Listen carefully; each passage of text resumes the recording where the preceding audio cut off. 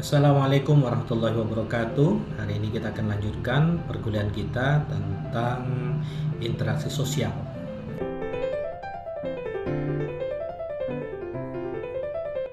Interaksi sosial adalah hubungan timbal balik antara dua orang atau lebih, dan masing-masing orang yang terlibat di dalamnya memainkan peran secara aktif. Di dalam interaksi juga lebih dari sekedar terjadi hubungan antara pihak yang terlibat, melainkan terjadi saling mempengaruhi, stimulasi dan tanggapan antar manusia. Menurut para ahli, banyak sekali pengertian interaksi sosial ini. Seperti menurut Homans, mendefinisikan interaksi sebagai suatu kejadian ketika suatu aktivitas yang dilakukan oleh seseorang terhadap individu lain diberi ganjaran atau hukuman dengan menggunakan suatu tindakan oleh individu lain yang menjadi pasangannya. Konsep yang dikemukakan oleh Homans ini mengandung pengertian bahwa interaksi adalah suatu tindakan yang dilakukan oleh seseorang dalam interaksi merupakan suatu stimulus bagi tindakan individu lain yang menjadi pasangannya. Sedangkan menurut Bonner, mendefinisikan interaksi sosial sebagai hubungan antara dua orang atau lebih individu di mana kelakuan individu mempengaruhi, mengubah atau mempengaruhi individu lain atau sebaliknya.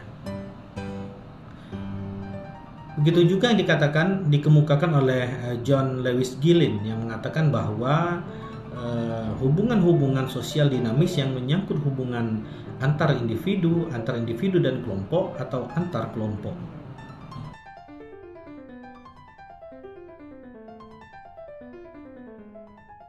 Setidaknya ada 4 ciri dari interaksi sosial, antara lain jumlah pelakunya lebih dari satu orang. Yang kedua, terjadinya komunikasi di antara pelaku melalui kontak sosial. Yang ketiga, mempunyai maksud atau tujuan yang jelas. Yang keempat, dilaksanakan melalui suatu pola sistem sosial tertentu.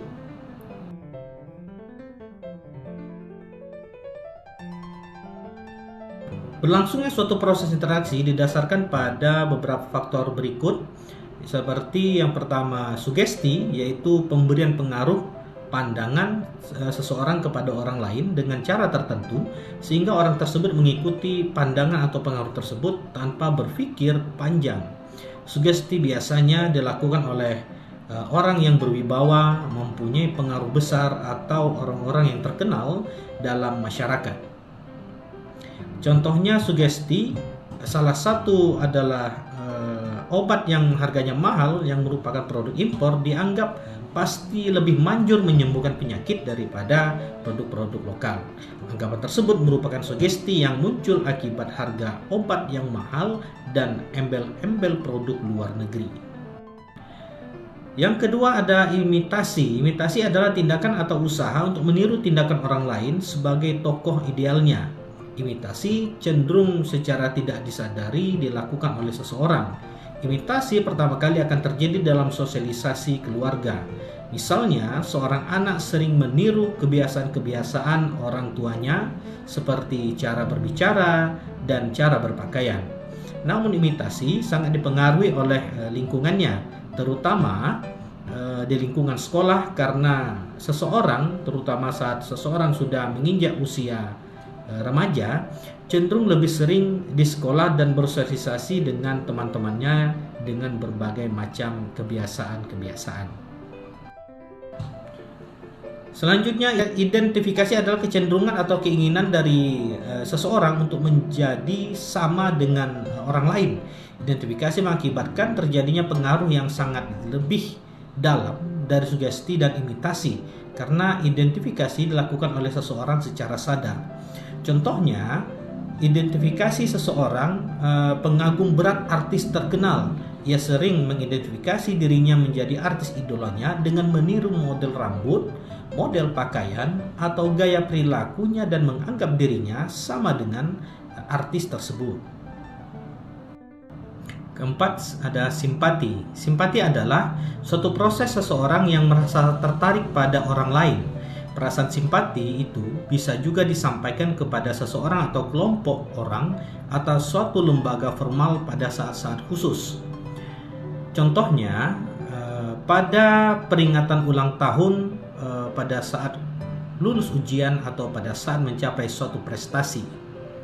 Yang kelima, empati. Empati adalah kemampuan mengambil atau memainkan peranan secara efektif dan seseorang atau orang lain dalam kondisi yang sebenar-benarnya, seolah-olah ikut merasakan apa yang dirasakan oleh orang lain, seperti rasa senang, rasa sakit, susah, dan bahagia. Empati hampir mirip dengan sikap simpati.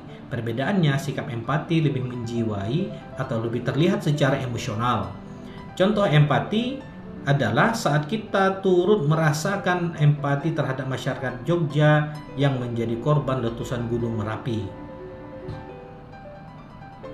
Yang keenam, motivasi. Motivasi adalah dorongan atau rangsangan atau pengaruh dan bahkan stimulus yang diberikan seseorang kepada individu yang lain sedemikian rupa sehingga orang yang diberi motivasi tersebut menuruti atau melaksanakan apa yang dimotivasikan secara kritis, rasional, dan penuh tanggung jawab. Contoh motivasi adalah guru yang memberikan motivasi kepada siswanya supaya siswanya semakin giat belajar.